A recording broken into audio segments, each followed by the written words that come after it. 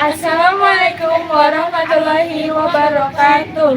Kami dari kelompok 2. Perkenalkan, saya Mutiara Giza Prameni dengan NIM C1G025013 dari Prodi Ekonomi Pembangunan Kelas Internasional, dan rekan saya Salsabila Meneni Putri dengan NIM C1G025016 dari Prodi Ekonomi Pembangunan Kelas Internasional. Jadi di sini kami akan menjelaskan materi tentang hakikat manusia untuk memenuhi tugas mata kuliah Islami. Jadi yang pertama, hakikat manusia. Manusia adalah makhluk yang paling sempurna karena diberikan akal, hati, nafsu, dan ruh yang membuatnya berbeda dengan makhluk lain. Kemudian manusia juga memiliki dua dimensi utama. Yang pertama yaitu dimensi jasmani.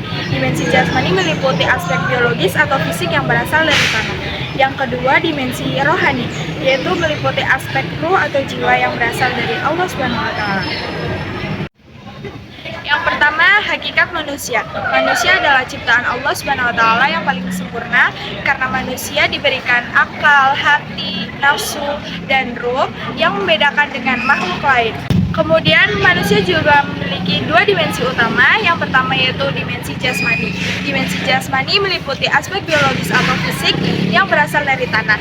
Yang kedua ada dimensi rohani yang meliputi aspek ruh atau jiwa yang berasal dari Allah Subhanahu wa taala. Kemudian yang kedua yaitu pengertian manusia. Yang pertama sebagai makhluk individu. Manusia memiliki kebebasan berpikir dan bertindak. Yang kedua ada makhluk sosial.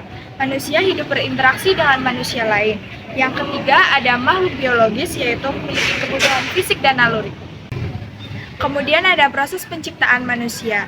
Dijelaskan dalam Quran Surat Al-Mu'minun ayat 12-14 bahwa manusia tercipta yang pertama melalui tanah, sperma, kemudian daging, segumpal darah, segumpal daging, tulang, kemudian dibungkus daging, dan yang terakhir dimasukkan ruh oleh Allah SWT.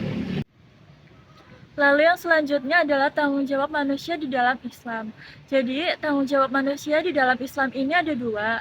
Yang pertama adalah sebagai hamba Allah, yang tujuannya adalah untuk beribadah kepada Allah. Lalu yang kedua adalah sebagai khalifah di muka bumi. Lalu yang selanjutnya lagi adalah tujuan hidup manusia di dalam Islam.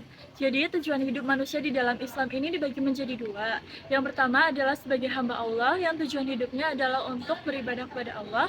Lalu yang kedua adalah sebagai khalifah di muka bumi, yaitu sebagai wakil Allah untuk memakmurkan bumi dan menegakkan keadilan. Lalu yang terakhir adalah tujuan hidup manusia. Tujuan hidup manusia ini ada tiga, yaitu yang pertama adalah beribadah kepada Allah, yang kedua adalah mencapai insan kamil, yang ketiga adalah bahagia dunia dan di akhirat. Sekian materi yang dapat kami sampaikan. Kami mohon maaf apabila ada salah kata. Terima kasih. Wassalamualaikum warahmatullahi